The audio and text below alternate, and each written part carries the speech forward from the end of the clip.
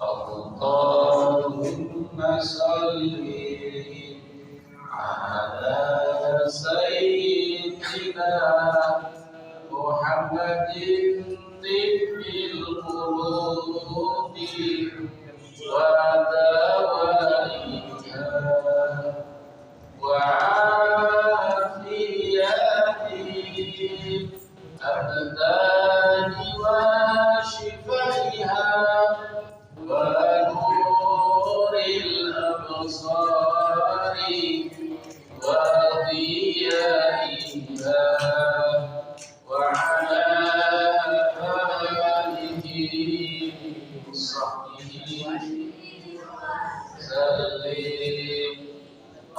Allahumma salli ala sayyidina Muhammadin tibbil qulubi wa dawaiha wa afiyati abdani wa shifaiha wa nuril absari wa diyaiha wa ala alihi wa sahbihi wa sallim.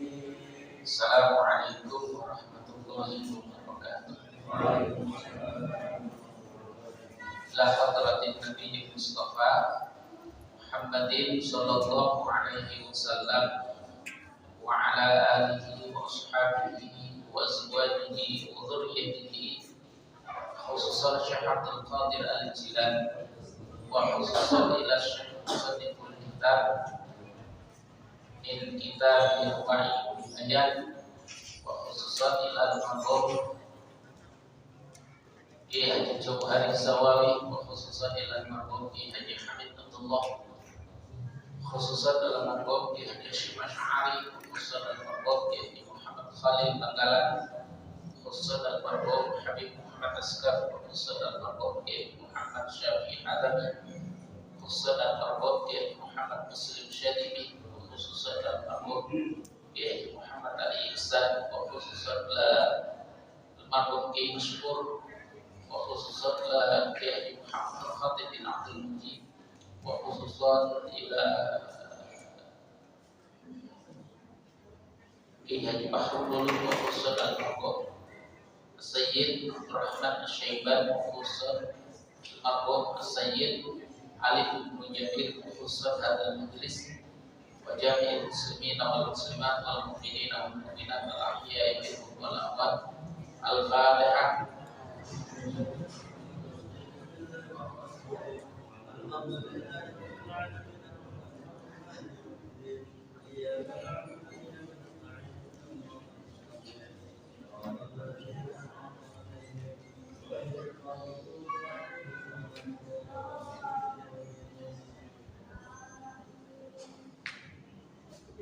Tidak usah pakai mardika ya Pak? Tidak usah pakai mardika ya? Tidak usah ya? Ini kan ngaji ya? Meskipun 17 Agustus tidak usah, sudah merdeka sendiri-sendiri. Bismillahirrahmanirrahim. Alhamdulillahirabbil alamin, wassalatu wassalamu ala anbiya'i wal mursalin, sayyidina wa habibina wa syafi'ina wa qurrati a'yunina Muhammadin wa ala alihi wa sahbihi ajma'in. Amma ba'du, fa inna asdaqal hadithi kitabullah wa khairul huda huda Muhammadin sallallahu alaihi wasallam, syarrul umuri muhdatsatuha wa kullu muhdatsatin bid'ah wa kullu bid'atin dhalalah wa kullu dhalalatin finnah. Wa bisanadil mutasili ila al-imam al-muallif rahimahullah ta'ala wa nafa'ana bi ulumihi fid dharain amin. Qala wa may yastabdilul kufra bil iman wa dhalalata faqad hada 'anil adala an tariqil istiqamati wa taraddi fi mahamil halaki wa khasara nafsahu haitsu ardiha li'adabillahil alim. Sababun nuzul wallahu a'lam. Saya berharap Agustus tahun depan atau tahun baru Islam ya biasanya ya, tahun depan itu ada lomba baca kitab. Saya siap ngajarin anak-anak muda di sini, ya, itu untuk semacam daurah itu pelatihan bagaimana membaca kitab seperti ini Pak, kitab berbahasa Arab. Jadi meskipun tidak mondok, jadi mengetahui cara-cara membaca kitab berbahasa Arab. Karena apa? Ini sangat penting. Ini sebelum ngaji ya Pak Haji, mohon izin. Sangat penting Pak, kita bisa maknani kitab itu sangat penting. Kenapa? Karena jujur Quran itu bahasa Arab, hadis itu bahasa Arab, sholat ini sholat ini kan sebagai alat komunikasi kita kepada Allah. Jadi ketika kita Allahu Akbar itu Pak, kita berbicara sama Allah. Tapi bicara kita itu kita paham. Itu bahasanya juga menggunakan bahasa Arab. Jadi kalau ada orang yang Pak, saya nggak perlu belajar bahasa Arab, nanti kalau di akhirat kan juga saya bisa sendiri, tidak bisa seperti itu. Memahami hukum agama dari sumber aslinya itu kita harus tahu bahasa Arab. Karena kalau tidak paham bahasa Arab, kita akan buta. Jujur aja, dari sekian jamaah ini, maknani Al-Fatihah saja belum tentu bisa semua. Betul nggak? Al-Fatihah itu Al-Fatihah.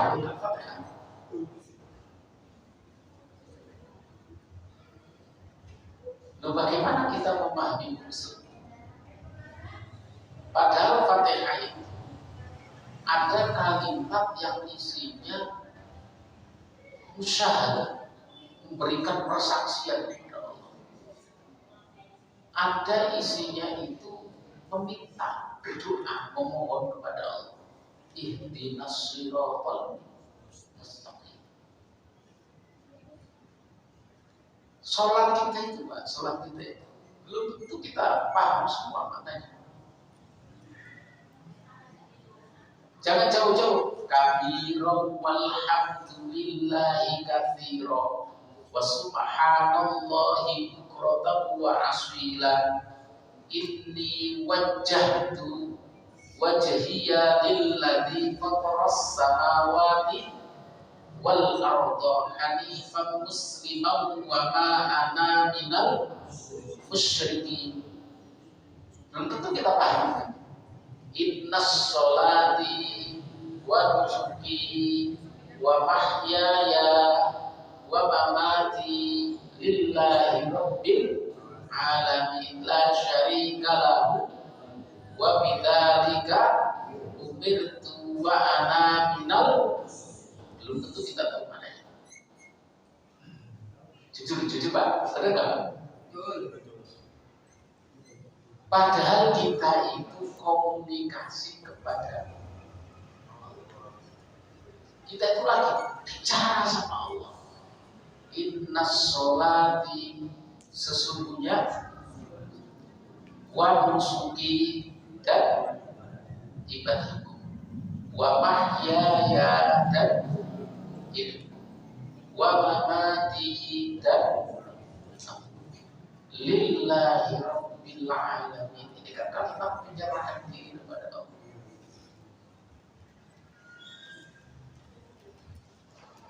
Nanti saya ingin ada anak-anak muda di Masjid Nurul Falah ini yang bisa menguasai kitab-kitab kuning. Ini banyak, ini saya kasih motivasi sedikit ya. Saya punya teman Pak, dia itu nggak pernah mondok sama sekali. Dia itu sekolah semea, kemudian kuliah di jurusan perekonomian sehingga dia dapat gelar sarjana ekonomi. Nggak pernah mondok, tapi baca kitabnya cakep. Baca kitabnya luar biasa, cakep. Karena belajar di kampungnya. Jadi di kampungnya itu DKM itu menyediakan program, bukan program bahasa Arab, program pelatihan atau daurah pembacaan kitab kuning. Meskipun yang kita baca sekarang ini kitabnya nggak kuning, Pak. Ini semuanya kitabnya udah Pak Haji, ini komputer ya. Itu cakep. Saya punya teman itu cakep baca kitab. Nggak pernah. Yang modal saja belum tentu bisa kayak gitu. Ya. Ini saya kasih semangat bagi anak-anak yang belum pernah menyentuh pondok pesantren, akan tapi ingin membaca kitab kuning, bisa membaca kitab kuning. Jadi nanti Pak Ketua Masjid bisa menyediakan waktu. Nanti tak atur waktunya, saya punya tim yang bisa datang ke sini untuk ngajari anak-anak belajar kitab kuning. Jadi itu caranya makna Quran. Jadi Bismillahirrahmanirrahim itu apa? Kenapa dibaca Bismillah? Kenapa tidak dibaca Bismillah? Kenapa dibaca, boleh nggak dibaca Ar-Rahmani? Kalau Ar-Rahmani itu hukum ya. Boleh nggak dibaca Ar-Rahman atau Ar-Rahmana? Bismillahirrahmanirrahim. Kalau biasanya Pak, Bismillahirrahmanirrahim, kan gitu kan? Ini dibaca Bismillahirrahmanirrahim atau Bismillahirrahmanirrahim. Boleh kan? Itu ada teorinya ya. Tapi silakan anak-anak muda yang mungkin ada keinginan belajar, minimal 5 orang ya. Mungkin nanti akan kita kan ada tempat belajar ya di sini, bisa kalau tidak di dalam ruangan masjid harus ada papan tulisnya, nanti kita ajar. Hadirin Bapak-bapak sekalian, saya boleh minum dulu ya Pak?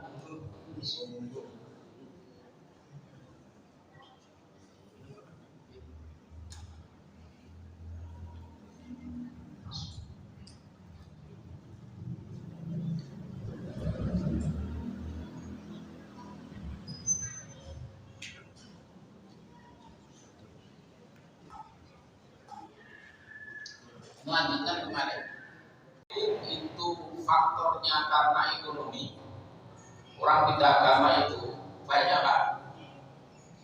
Sekarang ini banyak. Tidak perlu khawatir ada orang muslim. Banyak misionaris. Dengar nggak Pak? Kalau Pak dengar, yang ujung dengar, banyak misionaris yang berkeliaran di kampung-kampung umum. Anak-anak diajak baca ini. Awalnya diajak di panti asuhan. Panti asuhannya cuma panti asuhan contoh. Nah tempat itu dulu ada lagi seberangnya guys, di Kampung Dawu. Tahu Kampung Dawu ya? Yang di tengah-tengah rel depan Putih Semangat itu sudah dibikin semacam gereja dari bubuk. Tiap minggu dijual banyak. Kenapa? Karena mereka tergiur beras, minyak goreng, terus apa lagi? Indomie. Ada orang yang menukar keinginan keimanan dengan kekufuran dengan cara seperti ini. Itu. Ini sangat bahaya. Yang kedua, ini dengan sadar, mereka itu dengan sadar. Ada lagi orang yang menukar keimanan dengan kekufuran itu. Itu tidak dengan sadar, Pak. Tidak sadar bahwasanya mereka mengukarkan keimanannya dengan kekufuran. Jadi mereka nggak paham, nggak sadar kalau mereka itu ridha, mereka itu murtad. Salah satu contohnya adalah ketika kita mengatakan kepada saudara kita yang muslim itu dengan ucapan kufar, dengan ucapan kufur, orang kafir. Itu secara otomatis kalau orang itu masih sholat, orang yang kita katakan kafir itu masih melaksanakan ibadah kepada Allah, berarti kan masih Islam. Berarti kita yang telah berbuat kufur.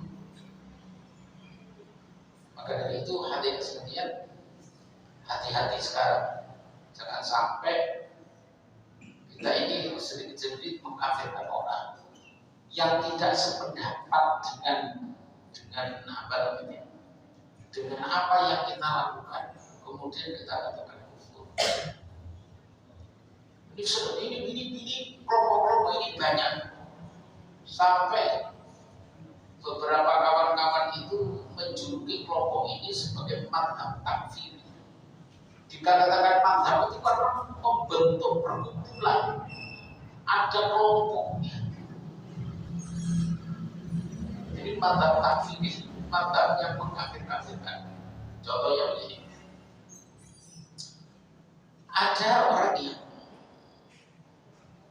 saya tidak suka tahlil, misalkan saya tidak suka tahlil karena tahlilan itu nggak ada dalilnya.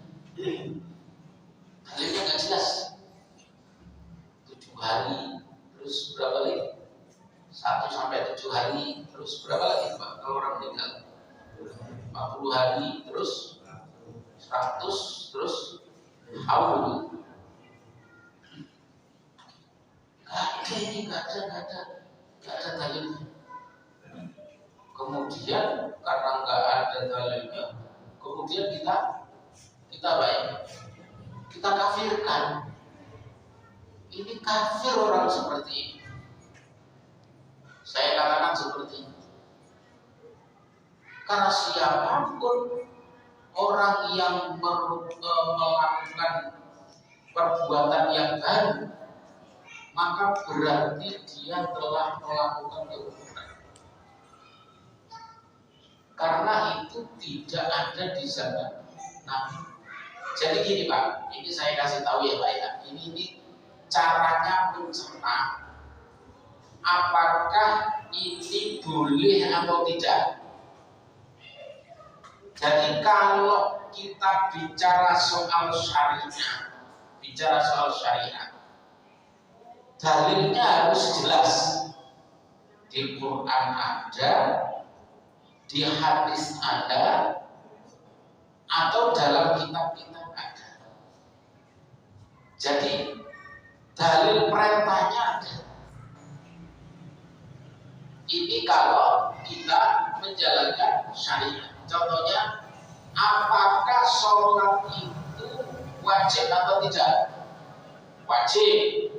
Dalilnya mana? Quran. Aqimis sholata tanha 'anil fahsya'i wal munkar. Dalil dalam syariat. Contohnya tahlilan tadi misalnya. Oh, tahlilan ini hukumnya tidak boleh. Mana yang menjadikan dasar hukum tidak boleh? Baru kita cari dalilnya. Itu ada hadis Rasulullah. Gimana yang tadi dalam khotimah saya baca? Gimana kok lupa saya? Yang hadis Rasulullah itu gimana tadi yang saya baca? Lupa saya. Gimana? Wa kullu dhalalatin finnar itu.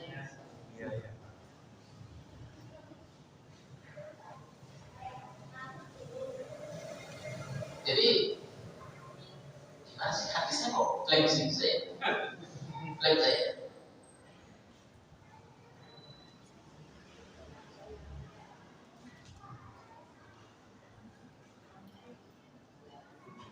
Gimana? Yang mau kulit itu ada tinggal itu. Salatu wassalamu alaihi astaqal hadis kitabullah. Terus khair kita Muhammad sallallahu alaihi wasallam. Terus fa in astaqal hadis kitabullah. Terus ya pokoknya itulah lupa kan. Jadi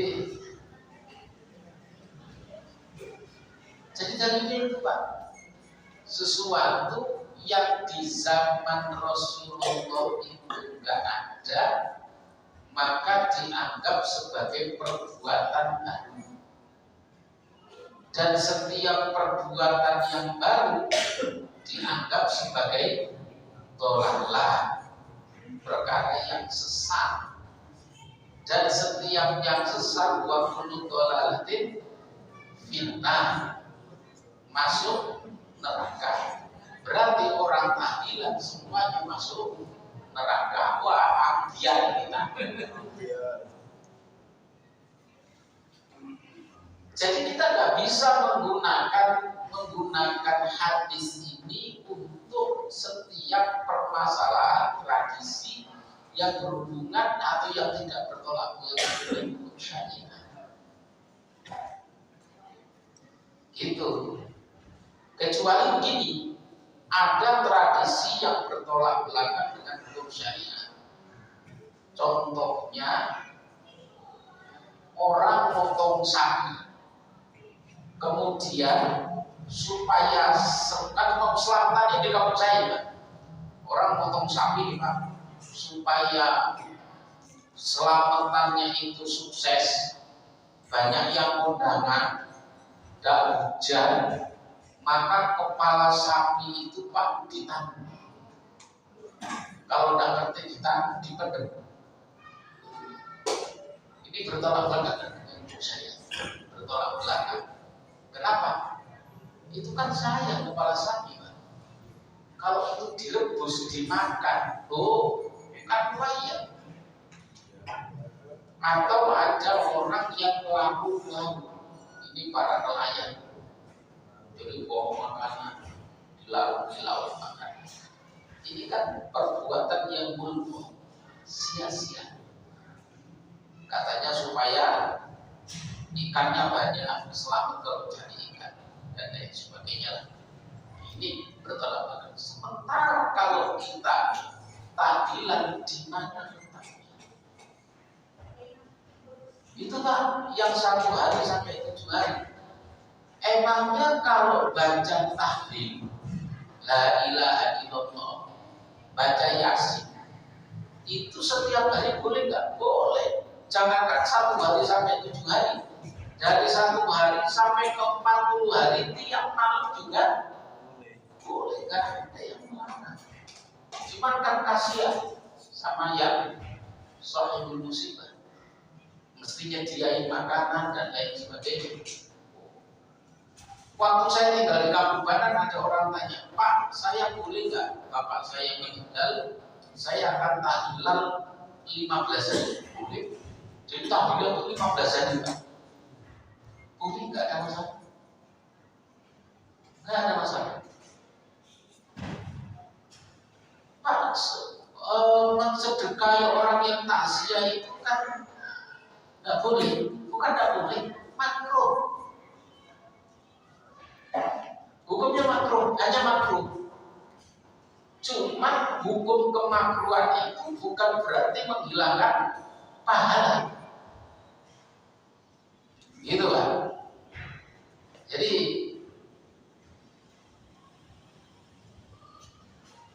Jadi orang yang kufur itu tidak cuma orang yang menyadari saja, akan tetapi kekufuran itu terkadang tidak kita sadari karena mulut kita kafir, karena tidak seide dengan kita. Ini kemarin pas pemilu kemarin ramai saling mengkufurkan. Nah ini tidak boleh. Besok jangan menghubungkan politik dengan kekafiran. Tidak boleh. Itu sangat tidak boleh. Wadhalalatu bil huda, dan mengganti huda petunjuk dengan dhalalah. Artinya dhalalah itu sifat sesat. Batinnya sudah bersih menjadi sesat. Batinnya sudah lurus menjadi belok. Maka dari itu hijrah itu yang paling penting itu adalah menghijrahkan ini. Ini banyak sekarang orang yang salah memaknai hijrah. Hijrah itu yang penting pakai pakaian syar'i. Kalau perempuan ya wabet. Padahal hijrah itu enggak seperti itu. Dalam hadis Nabi itu wal muhajiru ma hajara minan nahyillahi an. Jadi orang yang berhijrah itu adalah orang yang menghindarkan diri dari larangan Allah Subhanahu wa ta'ala. Jadi ini dulu, batinnya dulu ditata dulu, itu baru hijrah. Jangan sampai kita sudah pakai pakaian santri, pakai jilbab yang perempuan, terus kemudian bapak-bapak sudah pakai kopiah, sudah pakai sarung, akan tetapi tiap hari tidak berhenti ngerasani orang lain. Ini belum hijrah. Faqad hada minal jadati. Orang yang menukar keimanan dengan kekafiran, menukar petunjuk dengan dolal, itu berarti orang itu menyimpang dari kebaikan. Itu menyimpang dari kebaikan. Wa adalah antariqil istiqomah, dan menyimpang dari jalan istiqomah. Jadi Bapak sekalian, hindari ini, jaga iman kita, jaga petunjuk hati kita itu, agar kita selalu istiqomah. Kalau sholat, istiqomah itu kalau sholat jamaah terus, tidak usah mikir yang lain-lain, pokoknya saya niat menjalankan kewajiban. Tidak usah mikir pahala, tidak usah mikir pahala, tidak usah takut dosa. Pokoknya saya sholat jamaah di masjid, gunanya adalah menjalankan kewajiban. Karena sholat jamaah itu kalau Imam Syafi'i merupakan sunnatul muakkadah. Tapi kalau Imam Malik bin Anas, sholat jamaah itu fardhu ain. Ketika mempunyai kesempatan sholat jamaah. Jadi kalau bapak-bapak punya kesempatan sholat jamaah, terus tidak melakukan sholat jamaah, itu bapak-bapak dosa. Itu kata Imam Malik. Ya. Jadi jaga istiqomah. Ngaji juga begitu. Ngaji saya niatnya menghilangkan kebodohan, sudah selesai. Watarjiu fi mahamil halak, dan memecah hawa kerusakan. Jadi orang yang mengganti iman dengan kekufuran itu, hawa kerusakannya terpecah atau terbuka. Yang awalnya orang bekerja juga benar. Wa khasara nafsahu haitsu arduha li'adabillahi, dan merugikan diri sendiri karena penyimpangannya itu dia mendapatkan azab dari Allah dengan azab yang amat dahsyat. Jadi itulah makna dari manansakh min ayatin aw nunsiha na'ti bi khairin aw misliha alam ta'lam annallaha ala kulli syai'in qadir. Sababun nuzuli, adapun sebab-sebab turunnya ayat manansakh min ayatin aw nunsiha na'ti bi khairin aw misliha ini ayat kedua, juz kedua kalau tidak salah. Ya, surat Al-Baqarah. Ini insya Allah kita bahas pada pertemuan yang akan datang. Masih ada waktu berapa menit? 10. Kita pakai untuk tanya jawab. Silakan mau tanya apa saja boleh. Monggo. Apa? Bid'ah. Sebentar ya. Bid'ah itu begini.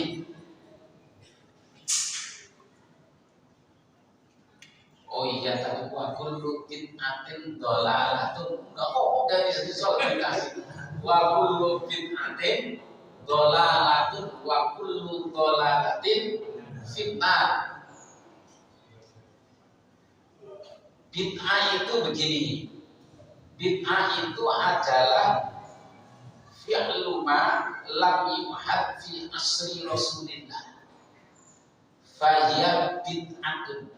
Jadi bid'ah itu adalah fi'lu ma, melakukan pekerjaan lam yuhad, yang tidak diketahui fi asri Rasulillah sallallahu alaihi wasallam, pada zaman Rasulullah. Jadi pada zaman Rasulullah pekerjaan ini tidak dikenal sama Nabi. Jadi bukan tidak dicontohkan, ini salah besar. Kalau ada orang mengatakan ini Rasulullah tidak mencontohkan, maka dari itu orang yang melakukan ini namanya bid'ah, salah. Jadi bid'ah itu pekerjaan yang di masa Rasulullah gak dikenal, tidak dikenal. Contohnya adzan kedua, bukan adzan kedua, 2 adzan hari Jumat. Di zaman Nabi nggak ada 2 adzan hari Jumat itu. Pada zaman Sayyidina Umar kan. Jadi waktu Islam semakin banyak, maka supaya tidak ketinggalan sholat Jumatnya, maka adzan dibuat 2 kali. Ini bukan bid'ah, bukan bid'ah. Di zaman Nabi tidak dikenal. Mohon maaf, bukan bid'ah. Ini namanya bid'ah karena di zaman Nabi tidak dikenal. Bukan tidak dicontohkan, Pak. Terus apa lagi yang di zaman Nabi tidak dikenal? Terawih. Terawih itu yang kita lakukan itu, Pak, di zaman Nabi kan tidak tahu. Bapak-bapak sholat terawihnya berapa Pak? 3. Rasulullah itu terawihnya itu 8 rakaat. Tapi para sahabat sepakat kalau Rasulullah meneruskan di rumah, itu pun dilakukan 4 hari. Katanya hari pertama, hari kedua, hari ketiga, keempat, selanjutnya. Kenapa Rasulullah tidak melakukan sholat tarawih berjamaah dari hari pertama sampai hari terakhir? Karena dikhawatirkan ini menjadi wajib. Jadi tidak dikenal. Maka sholat tarawih dari hari pertama sampai hari terakhir. Sini hari pertama sampai hari terakhir ini masjid ini melakukan bid'ah. Wa kullu bid'atin dhalalatun, dan setiap bid'ah sesat. Berarti bapak-bapak melakukan perbuatan sesat. Wa kullu dhalalatin finnar, dan setiap yang sesat masuk neraka. Kemarin yang sholat tarawih wajib tidak ya? Masuk neraka wajib. Jadi sedikit saya ini Pak, saya kasih penjelasan begini tentang hadis ini. Wa kullu bid'atin, kenapa ini dibuat nakirah semua? Wa kullu bid'atin dhalalatun wa kullu dhalalatin finnar. Itu kullu bid'atin dhalalatun wa kullu dhalalatin finnar. Itu dibuat nakirah semua. Artinya nakirah itu adalah sesuatu yang sifatnya umum. Itu nakirah Pak. Kecuali begini, wa kullul bid'ati ad-dhalalah, bukan dhalalah itu, wa kullu dhalalati finnar. Itu baru nilainya adalah bid'ah yang mana. Tapi kalau wa kullu dhalal wa kullu bid'atin, setiap yang bid'ah itu umum. Terus dhalalah itu juga umum. Jadi tidak cuma 1, 2, 3, umum. Nah itu, karena ini sifatnya umum, maka perlu penafsiran lagi. Ini ilmu nahwu yang saya kasih tahu tadi, membutuhkan penafsiran lagi. Karena membutuhkan penafsiran, yang masuk dhalalah itu yang mana, yang masuk bid'ah itu yang mana. Karena hampir yang kita lakukan bid'ah, kita anggap itu cuma 2 kali aja, 2 kali bid'ah. Terus Quran yang ada ini yang kita baca itu perbuatan bid'ah. Sholat tarawih kita lakukan bid'ah. Dan kalau semuanya ini kita anggap bid'ah, kemudian dolal dan kemudian masuk neraka, kita nilai ibadahnya jadi kecil. Jadi yang wakulu bid'atin itu bid'ah yang tidak dikenali sama Nabi, yang dilarang adalah bid'ah yang ketika tidak sesuai dengan hukum syariat. Jadi kalau kita kembali kepada kaidah fikih, al-'adatul muhakkamah ma lam yukhallifu syar'i. Ada tradisi itu bisa dijadikan patokan hukum. Malam yukhalifu syar'i, ketika adah tadi itu tidak bertolak belakang dengan hukum syariat. Yaitu tadi ada orang meninggal malamnya pasti tahlilan. Ini setiap itu kan begitu. Nah itu kan bisa jadikan patokan hukum. Jadi kalau ada orang meninggal malamnya pasti tahlilan. Nah, begitulah biasanya ya.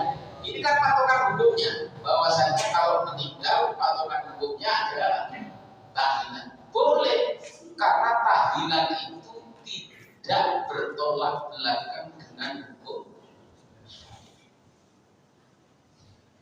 Jadi kalau ada tradisi yang bertolak belakang dengan hukum syariat, nggak boleh.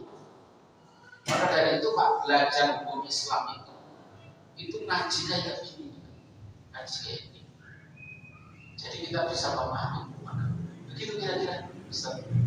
Ada yang lain? Silakan Pak. Setiap orang kan Pak bergerak tergantung daripada niatnya. Nama amalu niat. Pernah minggu-minggu yang lalu Bapak mengatakan bahwa orang yang sholat di masjid udah pasti mukmin. Bagaimana kalau ada orang yang setelah sholat kehilangan sendal. Kehilangan apa? Bisa kehilangan sendal. Sendal. Terus? Yang ambil itu apakah disebut mungkin juga? Yang mana? Yang ambil itu bukan mungkin Pak, pencuri. Ya, tapi waktu dia sholat, Ya. Mesti dilihat dulu. Kalau dia itu salah karena kaki mata kaki ini kan telapak kaki tidak punya mata, sehingga tidak bisa melihat terhadap ini sambil guyon nanti gitu ya Pak ya, sehingga tidak bisa melihat terhadap ini sendal siapa. Kadang-kadang ada orang karena buru-buru maka dia pakai sendal, tidak tahunya sendal orang lain. Nah, hal seperti ini dimaafkan, tapi harus dikembalikan, jangan diterusin. Ya. Tapi kalau sudah mengincar, mempunyai tujuan dari awal, oh ini sandal yang mahal itu pakalulu, ya pakalulu, ya,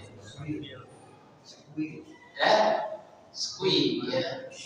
Tapi saya paling suka pakalulu. Pakalulu yang paling, menurut saya pakalulu yang paling mahal karena paling murah harga pakalulu itu 400 sendal. Dan saya pernah punya sendal pakalulu, saya pakai ngaji gini hilang. Gitu. Makanya itu saya pakai sampai sekarang pakai sendal karet. Jadi kalau sudah diniati, saya ini ada pakalulu baru ini misalkan, wah diincar.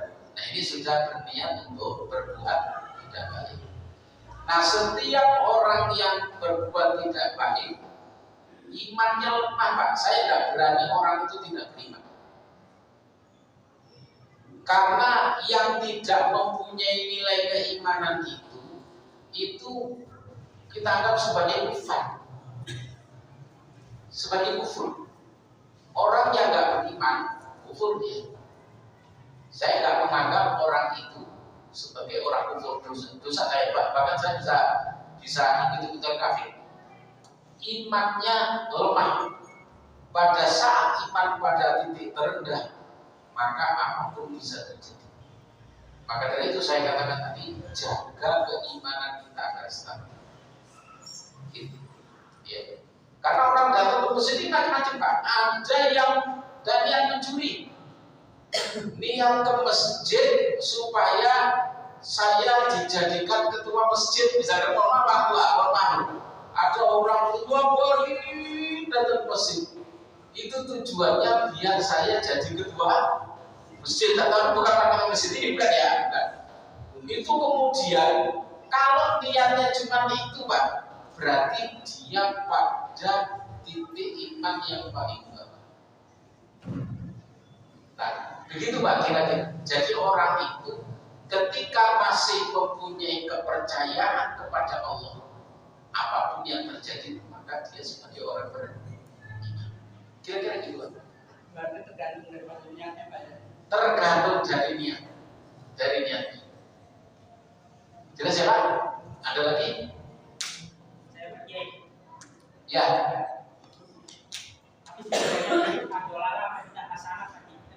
Kenapa? Bid'ah dolalah itu bid'ah yang bertolak belakang dengan hukum syariat. Hukum syariat, iya bertolak belakang dengan hukum syariat. Nah, bid'ah hasanah itu adalah bid'ah yang tidak bertolak belakang dengan hukum syariat. Ini boleh dilakukan karena sesuai dengan yang saya katakan tadi, bid'ah itu sesuatu perbuatan yang di zaman Nabi tidak dikenal. Tidak dikenal. Mencetak Quran. Kalau semua bid'ah hasanah nggak ada, mencetak Quran itu apa namanya? Haram hukumnya. Bid'ah dhalalah. Mempelajari ilmu tajwid itu bid'ah dhalalah.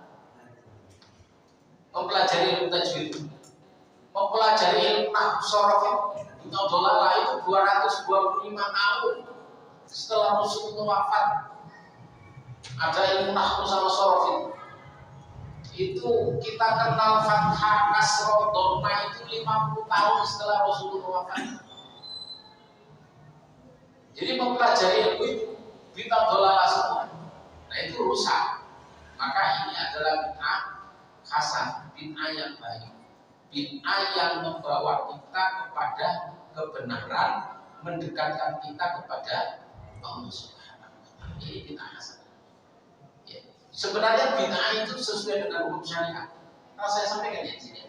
Ada bid'ah wajibah, ada bid'ah mandubah, ada bid'ah muharramah, ada bid'ah makruhah, dan bid'ah ini pernah saya sampaikan. Gitu.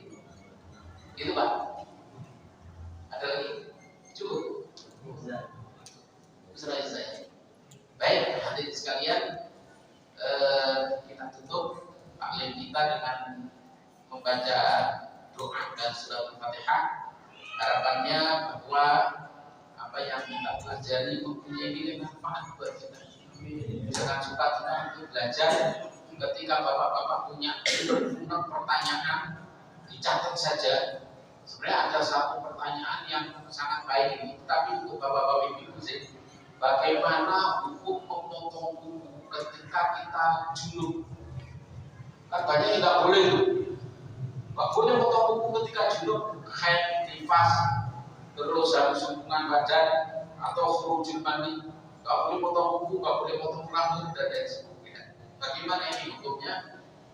Cuma karena waktu habis, nanti kita diingatkan besok. Nanti saya sampaikan. Karena ini ketika orang itu waktunya sudah masuk, ini rambut saya rontok ini tidak boleh mandi, ini bahaya, ini tidak sholat akhirnya. Ya. Nah, ini insya Allah kita bahas pada pertemuan yang akan datang. Mudah-mudahan ilmu yang kita pelajari bersama-sama tadi mempunyai nilai manfaat buat kita. Amin ya rabbal alamin. Ala hadiniyah wa kulli niyatin shalihah wa ila hadratin Nabi Muhammadin sallallahu alaihi wasallam. Al-Fatihah.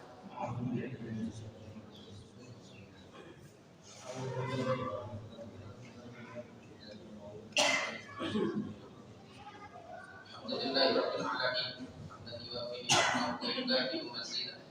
Ya Rabbana lakal hamdu wa lakal syukru wa lakal mulku kama yanbaghi li jalali wajhikal karim wa 'azimi sultanik. Allahumma shalli ala sayyidina Muhammadin al-Fatihi lima ughliqa wal khatimi lima sabaqa. Nasirul haqqi bil haqqi wal hadi ila siratikal mustaqim wa ala alihi wa sahbihi haqqa qadrihi wa miqdaril 'azim. Allahumma iftah 'alaina bi futuhil 'alimin. Allahumma iftah 'alaina bi futuhil 'alimin. Allahumma iftah 'alaina bi futuhil 'alimin. Allahumma a'inna 'ala dzikrika wa syukrika wa husni ibadatik. Rabbana atina fid dunya hasanah wa fil akhirati hasanah wa qina 'adzabannar. Rabbana taqabbal minna innaka antas samiul 'alim wa tub 'alaina innaka antat tawwabur rahim. Wa subhana rabbika rabbil 'izzati amma yasifun. Salamun 'alal mursalin.